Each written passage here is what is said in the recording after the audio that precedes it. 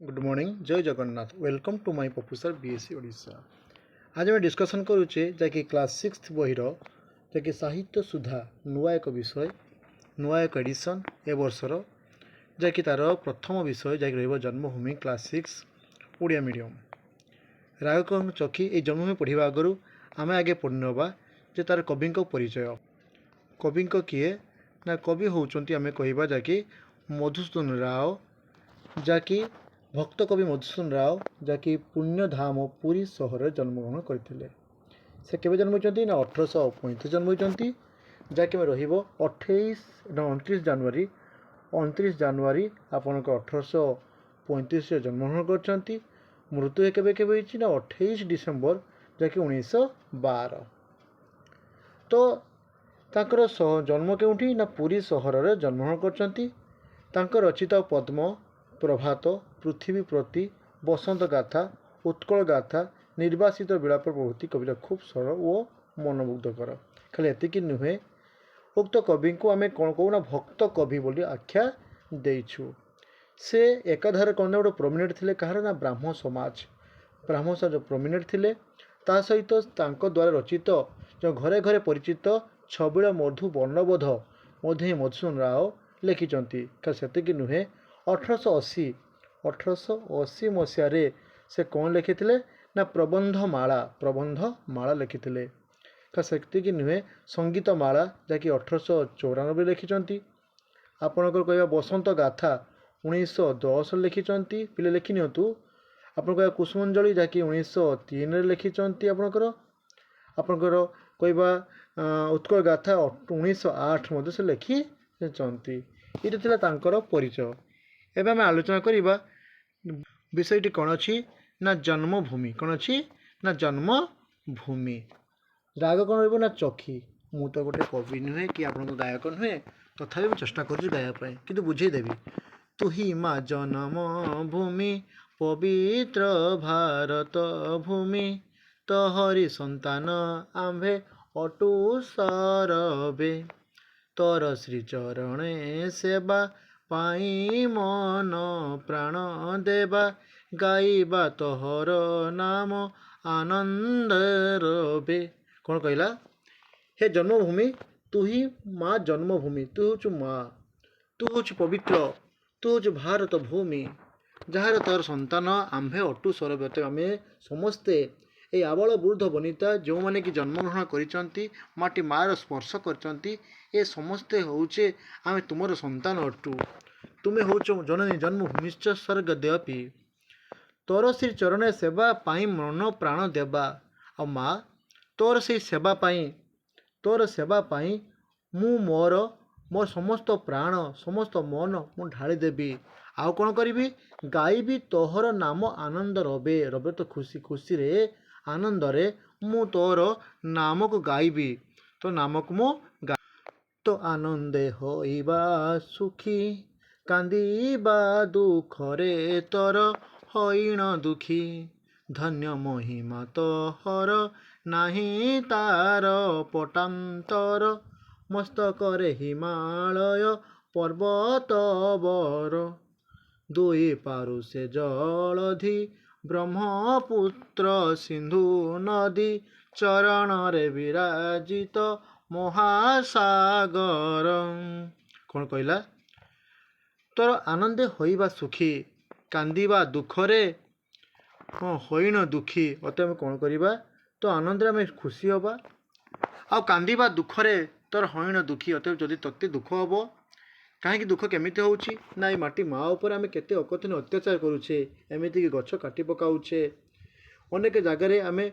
भूमि आपंकर खनन कर पकाउछे जो कि आज माटी माँ बहुत दुख अनुभव करुछि आज माटी माँ बहुत कष्ट अनुभव करुछि तेणु हे माटी माँ तो सुखर आम सुखी अच्छु सत तो दुखर आम दुखी भी होउछे कहीं धन्य महिमा तोहर नाही तोर पटांतर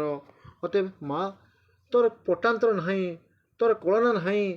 तोर जो महिमा तो एति कष्ट पाइले मध्य जमिति माँटीए को आम जो माँटी आमको जन्म दे थाए 10 मास 9 मास 10 मास 10 दिन गर्भ रखी जो जन्म दे थाए आम तापर जिते अत्याचार कले जमी से आमको किसी भी ମନା କରେ ନା ବା ସେ ଯେମିତି କଷ୍ଟ ଅନୁଭବ କରେନି, ତଥାପି କଷ୍ଟ ପାଇ ମଧ୍ୟ ସେ ଆମକୁ ଖୁସିରେ ଆପଣ ନେଇଥାଏ। ଠିକ୍ ସେମିତି ମା ତୁ ବି ଠିକ୍ ସେମିତି, ତୋର ମହିମା ମଧ୍ୟ ଠିକ୍ ସେହିପରି। ଧନ୍ୟ ବହିବା ତୋର ନାହିଁ ତୋର ପଟାନ୍ତର, ମସ୍ତକରେ ହିମାଳୟ ପର୍ବତ ବର। ଅତଏବ ସେ କହୁଛି ପର୍ବତ ବର ଅର୍ଥ ଶ୍ରେଷ୍ଠ, ଶ୍ରେଷ୍ଠ ପର୍ବତ ଆମେ କାହା କହୁନା ହିମାଳୟକୁ କହୁଛି, ଯାହାକି ତୋର ମସ୍ତକ। ଅତଏବ ଯଦି ଭାରତ ମାନଚିତ୍ରକୁ ଆମେ ଦୃଶ୍ୟମାନ ହେବ, ତେବେ ଦେଖିବ ଉପର ଭାଗ ଯେବେ କହିବା ନର୍ଥ ପାର୍ଟ ଆଉ ନର୍ଥ ଇଷ୍ଟକୁ ନେଇକି କ'ଣ ଥାଏ, ହିମାଳୟ ବୋହି ଯାଇଥାଏ। ଅତଏବ ସେ କହୁଛି ତୋର ମସ୍ତକ ତୁ ହିମାଳୟକୁ ମଧ୍ୟ ଧାରଣ କରିଛୁ। ଦୁଇ ପାରୁଷେ ଜଳଧି ବ୍ରହ୍ମପୁତ୍ର ସିନ୍ଧୁ ନଦୀ। ଆଉ କ'ଣ କରିଛୁ, ଦୁଇ ପାରୁଷରେ ଜଳଧି ଅର୍ଥ ଜଳଧାରା, ଜଳଧାର ବିରାଜିତ କରାଇଛୁ। କିଏ କିଏ ଅଛି ନା ବେ of Bengal O Arabian C, ଆମେ କହିବା ବଙ୍ଗୋପସାଗର, ଆପଣଙ୍କ ଆରବ ମହାସାଗର। ତାପରେ ବ୍ରହ୍ମପୁତ୍ର ସିନ୍ଧୁ ନଦୀ ମଧ୍ୟ ତ ଚରଣରେ ବିରାଜିତ କରାଇଛୁ। ବିନ୍ଧ୍ୟ ଗିରିବର କଟିରେ ଗଙ୍ଗା ଆଦି କେତେ ନଦୀ ଶୋଭା ସରେ। ଅର୍ଥାৎ ସେ କହୁଛି ଶରୀରେ, ତ ସେତିକି ନୁହେଁ, କେତେ ମାନେ ଆପଣଙ୍କର ଛୋଟରୁ ବଡ଼, ଛୋଟ ଦ୍ରୁମଠୁ ଆରମ୍ଭ କରି ବଡ଼ ପର୍ବତ ପର୍ଯ୍ୟନ୍ତ, ଗଙ୍ଗା ଠାରୁ ଆରମ୍ଭ କରି ଆପଣଙ୍କ ଯମୁନା ପର୍ଯ୍ୟନ୍ତ ତୋ ନଦୀରେ ତୋ ଶରୀରରେ ତୁ ବହନ କରିଛୁ ବା ବହି ଦେଇଛୁ। କହିଲା କ'ଣ ନା ଜନମୀରେ ତ କୋଳରେ କେତେ ସୁର ବୀର ନରେ, ରାମଚନ୍ଦ୍ର ଭୀଷ୍ମ ଦ୍ରୋଣ କର୍ଣ୍ଣ ଅର୍ଜୁନ,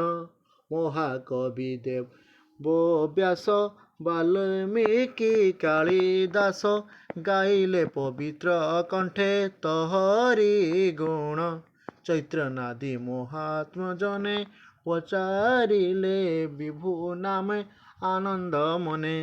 କହିଲେ ଜନମୀ ତୋ କୋଳରେ କେତେ ସୁର ବୀର ନରେ। ଅତଏବ ତୋ ଶରୀରରେ ତୋ କୋଳରେ ଖାଲି ଏକ ନୁହେଁ, ଦୁଇ ନୁହେଁ, ଅନେକ କୋଟି କୋଟି କେତେ ସୁର କେତେ ବୀର ସବୁ ନରେ ମାନେ ନର ନାରୀ ଜନ୍ମଗ୍ରହଣ କରିଛନ୍ତି। ଯେମିତିକି ଆମେ କହିବା ମର୍ଯ୍ୟାଦା ପୁରୁଷ ରାମଚନ୍ଦ୍ର, ଭୀଷ୍ମ, ଦ୍ରୋଣ, କର୍ଣ୍ଣ ଓ ଅର୍ଜୁନ ଭଳି। ଖାଲି ସେତିକି ନୁହେଁ, ମହାକବି ବେଦବ୍ୟାସ, ବାଲ୍ମୀକି, କାଳିଦାସ, ଏ ସମସ୍ତେ ତୋ କୋଳରେ ଜନ୍ମ ହେଇ ଆଜି ତୋର ଗାନ କରି, ତୋର ଯେଉଁ ପବିତ୍ରତା ଗାନ କରି, ତୋର ଗୁଣକୁ ଗରିମାକୁ ଗାନ କରି ଆଜି ତୋ ପବିତ୍ର କରାଇଛନ୍ତି। ଚୈତ୍ର ନଦୀ ଅର୍ଥାତ୍ ଚୈତନ୍ୟ ମହାପ୍ରଭୁ ମଧ୍ୟ, ଯିଏକି ଆମେ କହିବା ମହାତ୍ମ ଜନେ, ଯିଏକି ମହାନ ଆତ୍ମଧାରୀ, ତାହା ମଧ୍ୟ ଆପଣଙ୍କ ଠାରେ ଆପଣଙ୍କ କୋଳରେ ଜନ୍ମ ହେଇ ଆଜି ଆପଣଙ୍କର ଗରିମାକୁ ସେ କ'ଣ କରୁଛି ନା ସୁଖ ମଣ୍ଡିତ କରାଇଅଛି। ତେଣୁ ସେ କହୁଛି, ତେଣୁ ମୁଁ ଯେଉଁଥିପାଇଁ କି ଏଇ ପୁଣ୍ୟ ଜନ୍ମଭୂମିରେ ଜନ୍ମେ ବା ଜନ୍ମ ଲାଭ କରି ମୁଁ ଆଜି ନିଜକୁ ଅଧିକ ଖୁସି ଓ ମୁଁ ନିଜକୁ ଅଧିକ ପ୍ରଫୁଲ୍ଲତା ମନେ କରୁଅଛି। କେତେ କେତେ ପୁଣ୍ୟବତୀ କେତେ ପତିବ୍ରତା ସତୀ, କେତେ ବୀର ନାରୀ କେତେ ବୀର ଜନନୀ, ସମସ୍ତେ ତୋର ଦୁହିତା, ପଦ୍ମିନୀ ସାବିତ୍ରୀ ସୀତା, ଦୁର୍ଗାବତୀ ଆଦି କେତେ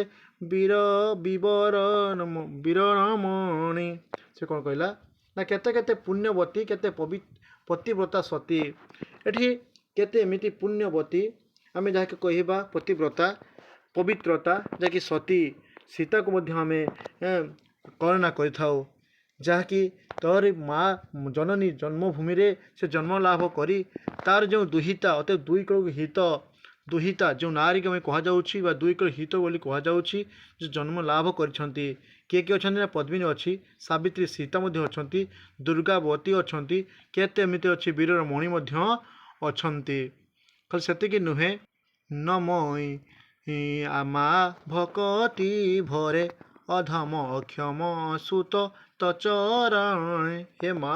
ହେ ଜନନୀ, ହେ ଜନ୍ମଭୂମି, ଆଜି ଆମେ ସମସ୍ତେ ମା ତୋ ପାଦ ତଳେ, ମୋ ତୋ ଶ୍ରୀଚରଣରେ ଆମେ ନିଜକୁ ଅର୍ପଣ କରୁଛେ। ଏ ଅଧମକୁ, ଏ ଅକ୍ଷମକୁ ତୋ ଚରଣରେ ଆଜି କ୍ଷମା ପ୍ରାର୍ଥନା କରୁଛି, କାହିଁକି ନା ତୁମେ ମୋତେ ଧାରଣ କରି ଆଜି ଯେମିତି ସୁଖମଣ୍ଡିତ ହୋଇଅଛ, ମୁଁ ମଧ୍ୟ ତୁମ ଜନନୀ ଜନ୍ମଭୂମିକୁ ମଧ୍ୟ ମୁଁ କ'ଣ କରିବି, ପୁଷ୍ପଣ୍ଡିତ କରିପାରିବି। ଏହା ଥିଲା ଆଜି କ୍ଲାସ୍ 6ର ସାହିତ୍ୟ, ଯାହାକି ସାହିତ୍ୟ ସୁଧା ପ୍ରଥମ ଚାପ୍ଟର ଜନ୍ମଭୂମି। ଥ୍ୟାଙ୍କ